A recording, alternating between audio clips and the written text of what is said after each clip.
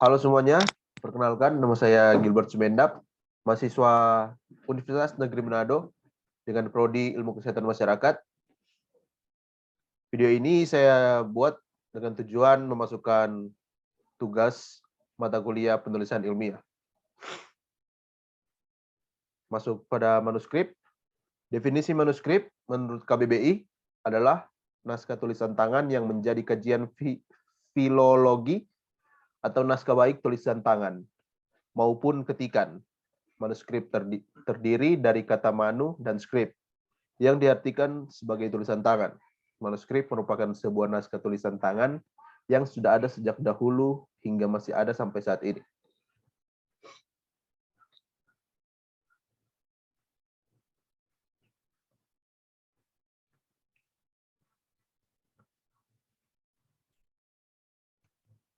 Ciri-ciri karya tulis ilmiah. Yang pertama, reproduktif, artinya karya ilmiah ditulis oleh peneliti atau penulis harus diterima dan dimaknai oleh pembacanya sesuai dengan makna yang ingin disampaikan. Kedua, tidak ambigu. Ciri ini ada kaitannya dengan reproduktif. Sebuah karya ilmiah harus memberikan pemahaman secara detail dan tidak dikemas dengan bahasa yang tidak membingungkan. Tiga, tidak emotif. Artinya karya ilmiah yang ditulis tidak melibatkan aspek perasaan dari penulisnya.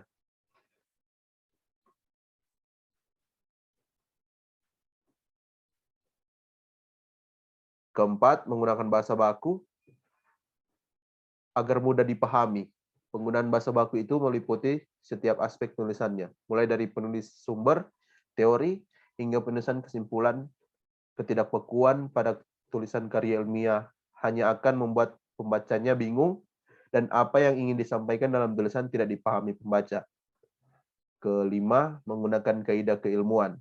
Tulisan karya ilmiah harus menggunakan kaidah ilmuwan atau istilah-istilah akademik dari bidang penelitian si penulis.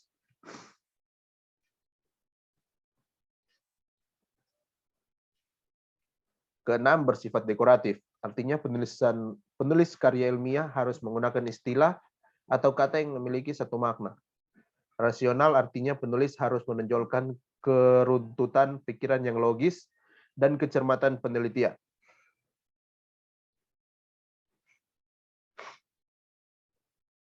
Sistematika penulisan karya ilmiah. Yang pertama, judul, abstrak, pendahuluan, metode penelitian, pembahasan dari hasil penelitian, kesimpulan, dan daftar pustaka. Langkah-langkah membuat karya tulis. Yang pertama, tahapan persiapan atau perencanaan. Kedua, tahap pengumpulan informasi. Ketiga, tahap pelaksana draft. Keempat, tahap revisi. Kelima, tahap penyuntingan. Keenam, tahap publikasi. Ketujuh, evaluasi. Prinsip-prinsip menulis karya ilmiah terbagi menjadi tiga, yaitu satu, etika dalam penulisan karya ilmiah.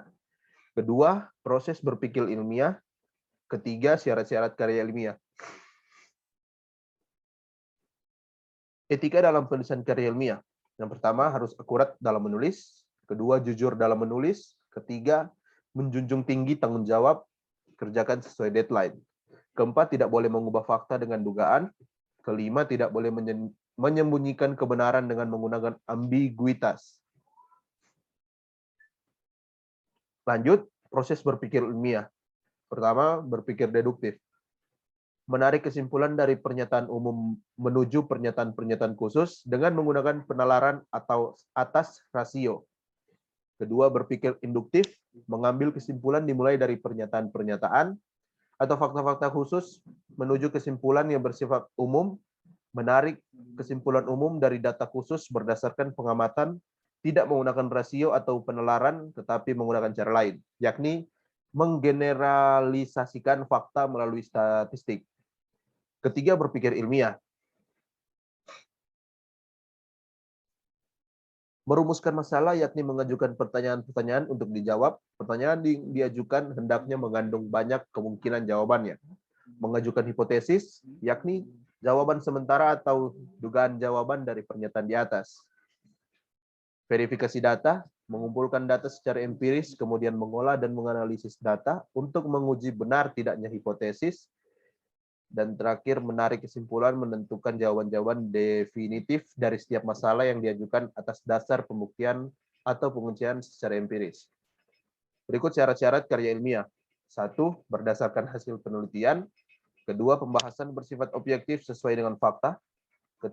Mengandung masalah yang sedang dicarikan pemecahnya. 4. Penyajian dan pemecahan masalah menggunakan metode tertentu. 5. Bahasa yang digunakan lengkap, terperinci, teratur, dan cermat.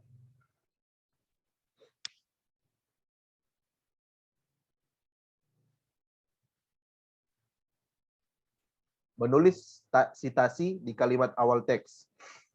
Menulis sitasi dengan satu penulis. Cara penulisan sitasi yang ditulis oleh satu pengarang terdapat dua pilihan, yaitu dapat ditulis tanpa menggunakan halaman dan menggunakan halaman.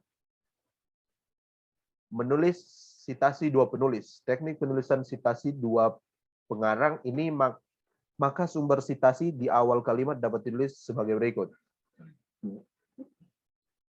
Menulis sitasi yang lebih dari dua penulis.